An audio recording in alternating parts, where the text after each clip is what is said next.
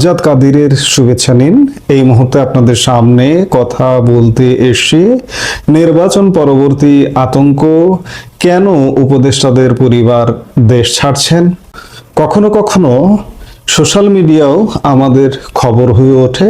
কারণ mainstream media যখন প্রতিনিয়ত ব্যর্থতার পরিচয় দিচ্ছে, অনেক খবর দিচ্ছে না বা দিতে পারছে না, বিশেষ করে পরিবর্তিত বাংলাদেশের 2024-এর অগাস্ট পরবর্তী 1.5 বছরের বাংলাদেশের গণমাধ্যমকে যদি আপনি তাকান, যদি দেখেন, তাহলে অনেক ইনসাইড নিউজ আপনি পাচ্ছেন না বা পাবেন না। তখন কখনো কখনো সোশ্যাল মিডিয়া এবং বিভিন্ন সোর্স আমাদের খবরের মূল উৎস হয়ে উঠছে। আজকে ঠিক তেমনি, এই মুহূর্তের ভিডিওতে ঠিক তেমনি একটি সোশ্যাল মিডিয়া খবর নিয়ে আলাপ করব। কখনো কখনো সোশ্যাল মিডিয়ার খবর নিয়েও আলাপ করতে হয়, তাই আলাপ করছি। দেশের রাজনৈতিক অঙ্গন যখন আসন্ন নির্বাচন ঘিরে উত্তপ্ত, ঠিক তখনই সামাজিক যোগাযোগ মাধ্যমে একটি খবরটি হলো অন্তর্বর্তী সরকারের অন্তত 9 জন উপদেষ্টা পরিবারের সদস্যরা ইতিমধ্যে দেশ ছেড়ে বিদেশে পাড়ি জমিয়েছেন। এই খবরটি দুজন বাংলাদেশের সিনিয়র সাংবাদিকের সোশ্যাল মিডিয়ার আলোকেই পরিবেশন করবার চেষ্টা করছি।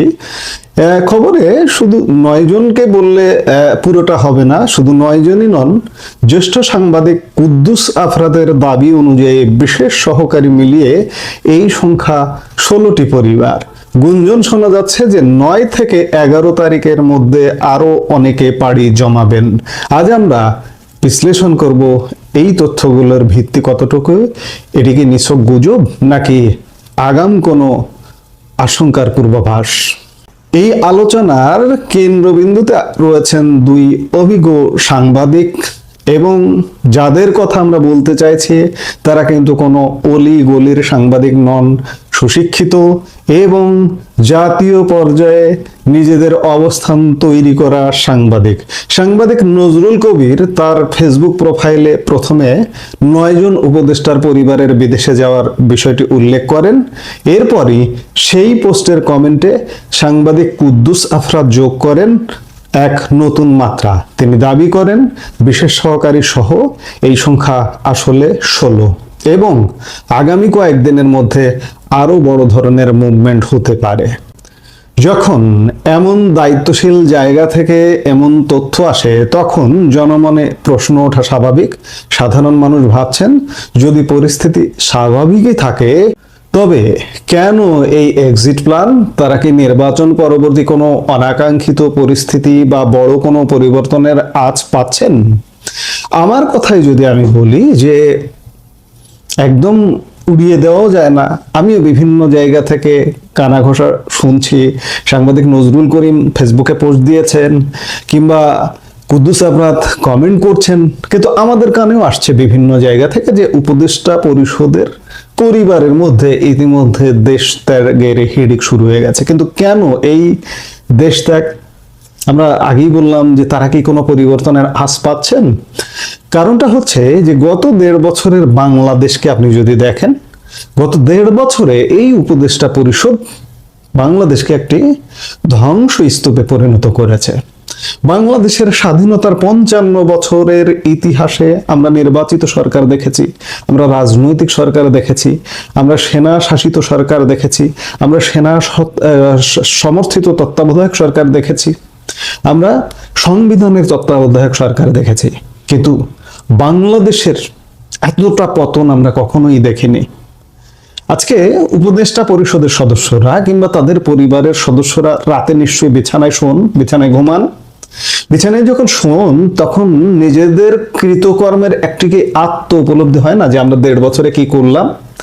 এই কর্মের উপরে আমরা কি বাংলাদেশে টেকে থাকতে পারবো, নাকি আমরা যদি বাংলাদেশে থাকি, হঠাৎ করে যদি রাইফেলের গুলিটা অন্যদিকে ঘুরে যায়, আমাদের বিপক্ষে আছে, মানে আমাদের প্রতিপক্ষের দিকে রাইফেলটা তাক করা আছে, হঠাৎ করে রাইফেলটা যদি আমাদের দিকে ঘুরে যায়, তখন কি হবে?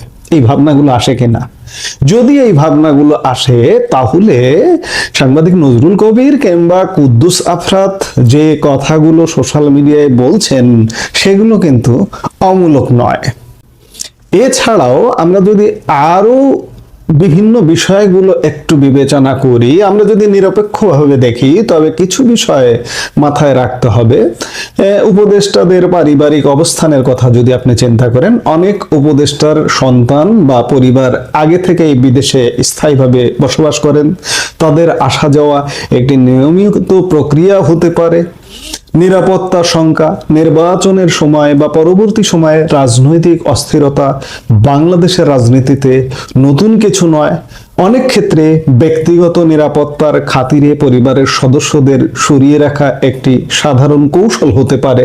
সরকারের পক্ষ থেকে এখন পর্যন্ত এই বিষয়ে কোনো আনুষ্ঠানিক বিবৃতি দেওয়া হয়নি। সাংবাদিকরা যখন সুনির্দিষ্ট সংখ্যা বলেন, সংখ্যা ধরে ধরে বলছেন, তখন সাধারণত তাদের কাছে কোনো ইনসাইড সোর্স থাকে। তবে যতক্ষণ না পাসপোর্ট বা ইমিগ্রেশনের সুনির্দিষ্ট তথ্য পাওয়া যাচ্ছে, ততক্ষণ একে স্ট্রং জল্পনা হিসেবেই দেখা হচ্ছে। আমাদের মনে রাখতে হবে যে সামাজিক যোগাযোগ মাধ্যমে সংবাদের সাথে অনেক সময় রং চড়ানো হয়। তবে 16টি পরিবারের কথা যখন উঠছে, তখন বিষয়টিকে একবারে উড়িয়ে দেওয়ারও কোনো সুযোগ নেই। সংখ্যা ধরে 9, আবার 16 এবং আগামী 9, 10, 11 ডেট দিয়েও দেওয়া হচ্ছে যে এই সময়ের মধ্যে মুভমেন্টটা আরো বেড়ে যাবে। তাহলে আপনি এটিকে উড়িয়ে দেবেন কিভাবে? এই খবরের রাজনৈতিক প্রভাব কিন্তু ব্যাপক। সাধারণ মানুষ যখন শোনে যে নীতি নির্ধারকদের পরিবার নিরাপদ আশ্রয়ে চলে যাচ্ছে, তখন তাদের মধ্যে প্যানিক বা আতঙ্ক তৈরি হয়। এটিকে নির্বাচনের পর কোনো ধরনের বড় পাওয়ার গ্যাপ বা বিশৃঙ্খলা সৃষ্টির ইঙ্গিত, নাকি এটি কেবলই একটি পরিকল্পিত অপপ্রচার যাতে সরকারের মনোবল ভেঙে দেওয়া যায়? সরকারের মনোবল শেষ মুহূর্তে আর মাত্র কয়েকদিন আছে, ভেঙে দিলেই কি আর না দিলেই কি? সরকারের মনোবল ভেঙে দিয়ে আসলে কি হবে এই মুহূর্তে? এই বিষয়গুলো বিবেচ্য। ইতিহাস বলে বড় ধরনের পট পরিবর্তনের আগে অনেক সময় প্রভাবশালী মহলে এক ধরনের দেশ ছাড়ার হিড়িক দেখা যায়। এখন প্রশ্ন হলো, বর্তমান পরিস্থিতি কি আসলেই সেদিকেই যাচ্ছে? বর্তমান পরিস্থিতি যদি আপনি বিবেচনা করেন, এটি কিন্তু খুব স্বল্পতম সময়ের একটা সাংবিধানিক যে 3 মাসের তত্ত্বাবধায়ক সরকার ছিল সেটি নয়, 1.5 বছর। আমাদের যে সরকারের যে মেয়াদ, আমাদের সাংবিধানিক নিয়ম অনুযায়ী যে রাজনৈতিক সরকার নির্বাচনের মাধ্যমে যে সরকারের মেয়াদ 5 বছর, এই সরকারটা কিন্তু 1.5 বছর, মোটেই কম নয়। কাজেই এটিকে একটা খুব বড় ধরনের পট পরিবর্তন যদি বলেন, তাহলে কিন্তু মোটেই ভুল হয় না। এবং এই পট পরিবর্তনের আগে তাদের কর্ম বিশ্লেষণ করলে তারা তো ভীত সন্ত্রস্ত হয়ে যাওয়ারই কথা। তারা যে অপকর্ম করেছে, ঘুষ, দুর্নীতি, অনিয়ম, সামাজিক বিশৃঙ্খলা, এটি কি তারা জানে না? তারা কি মনে করছে যে তারা একদম ধোয়া তুলসী পাতা?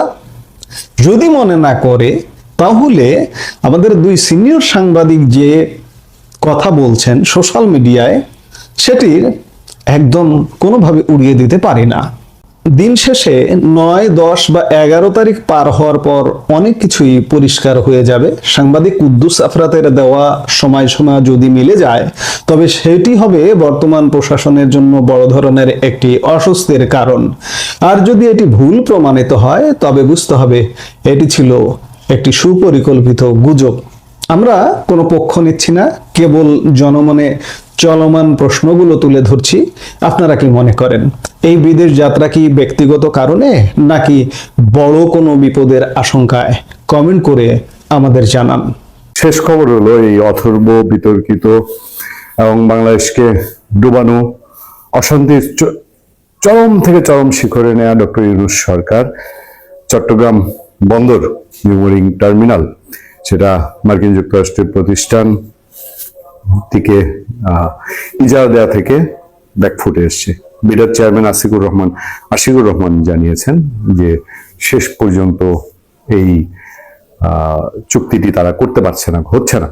দেখ কোন ঠেলায় পড়ে তারা এই চুক্তি থেকে সরে এসছে আমরা জানি না, আমরা বিস্তারিত পেলে আপনাদেরকে জানাবো। কিন্তু তারা যে করতে চাচ্ছে, আর কি করতে যাচ্ছে শেষ মুহূর্তে, যে রাজনৈতিক দলগুলো শেষ মুহূর্তে থাপায় না সরকারের শেষ মেয়াদে, থাপানো থাপানো থাপানো, এরা তার চূড়ান্ত করেছে। আজকে আফসোস করে আমার গাঁও গ্রামের একজন ভাই ফোন করেছিল যে আমি যেখানে ছিলাম সুনামগঞ্জের যে জায়গাটিতে গত কিছুদিন ছিলাম, সেই সুনামগঞ্জের সেই জায়গা থেকে আমি যখন ঢাকায় ব্যাক করছি, সেই ঢাকায় ব্যাক করার পথে ফোনটি পেলাম, বললো যে ভাই এই 54,000 বর্গ মাইলে এক মুঠি বালি এই সরকার কোথাও ফেলেছে, আমাদের দেশটার কি কোনো প্রয়োজন হয় না? দেশের মানুষের কোনো উন্নয়নের প্রয়োজন নাই? আজকে এসে এই বশিরউদ্দিন বাণিজ্য উপদেষ্টা কিভাবে কোথাকার বাণিজ্য উপদেষ্টা হয়ে গেল, সে বলছে যে মেট্রো রেল, তারপরে কর্ণফুলী টানেল এগুলো ভেঙে ফেলা দরকার। অদ্ভুত সব ক্যারেক্টার।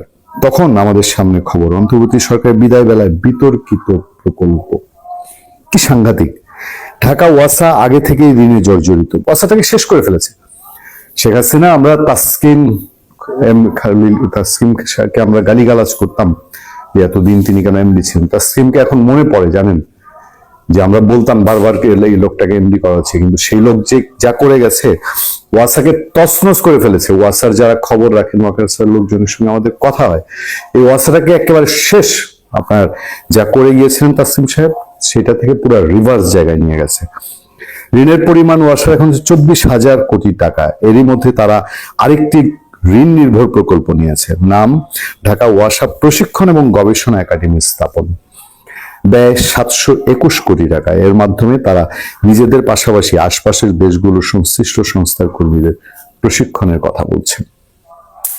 সরকারের রাজস্ব ঘাটতির মধ্যে এ ধরনের প্রকল্পের প্রয়োজনটা নিয়ে আগে থেকেই প্রশ্ন ছিল, তবে অন্তর্বর্তী সরকার সমালোচনা উপেক্ষা করে বিদায় বেলায় প্রকল্পটি অনুমোদন দিয়েছে। ত্রয়োদশ জাতীয় নির্বাচনের তফসিল ঘোষণার পর গত 23 ডিসেম্বর ঢাকা ওয়াসা প্রশিক্ষণ এবং গবেষণা একাডেমি নামক শিরোনামের প্রকল্পটি জাতীয় অর্থনৈতিক পরিষদের নির্বাহী কমিটি একনেকে অনুমোদন দেওয়া হয়। প্রকল্পটির জন্য দক্ষিণ কোরিয়ার কাছ থেকে 571 কোটি টাকা ঋণ নেওয়া হয়েছে। এই ঋণের বোঝাও আমাদের কাঁধে চাপিয়ে পালাবে এই ডক্টর ইউনূস সরকার। ডক্টর মোহাম্মদ ইউনূস সরকারের নেতৃত্বে অন্তর্বর্তী সরকারের শেষ সময় 1 ডিসেম্বর থেকে 25 জানুয়ারি, দেখেন 1 ডিসেম্বর থেকে 25 জানুয়ারি 64টি প্রকল্প অনুমোদন হয়েছে, যেগুলোর মোট ব্যয় 1,06,993 কোটি টাকা। এর মধ্যে 40টি নতুন প্রকল্প। এসব প্রকল্প বাস্তবায়নে ব্যয় হবে 69,356 কোটি টাকা। নতুনদের তালিকায় প্রয়োজনীয় প্রকল্প যেমন রয়েছে, তেমনি রয়েছে কম জরুরি বিকল্প প্রকল্প। সব মিলে অন্তর্বর্তী সরকার 1.5 বছরে 135টি নতুন প্রকল্প নিয়েছে। আমি আর বিস্তারিত পড়তে চাই না। এরা যে সব কূটনৈতিক পাসপোর্ট জমা দিয়ে পশ্চিমা দেশের ভিসা লাগাচ্ছে, এদের সর্বোচ্চ ব্যক্তিরা, এদের পুলিশ প্রশাসনের সর্বোচ্চ ব্যক্তি সহ পাসপোর্ট এখনই ফেরত দিচ্ছে। এরা কি নিশ্চিত এরা সব পালাচ্ছে, এরা ভাগছে? ক্ষমতা হস্তান্তরের পরেই এদেরকে আর ধরা ছোঁয়া যাবে না। এই যে শত প্রকল্প, 135 প্রকল্প, এখন নতুন প্রকল্প 69, এতে কত কোটি টাকা কমিশন আসতে পারে? বাংলাদেশের ট্রেডিশন কি বলে? এটা তো কোনো ট্রেডিশন বদলায়নি। ফলে এসবের কি কোনো কিছুর সব দায় কি শুধু এদের উপরে থাকবে? বিএনপি, জামাতে ইসলামীর ঘাড়ে কি কিছু দায় পড়ে না? ভালো থাকবেন, সুস্থ থাকবেন। আপনাদের সাথে আমি আতিক রহমান, পূর্ণিয়া।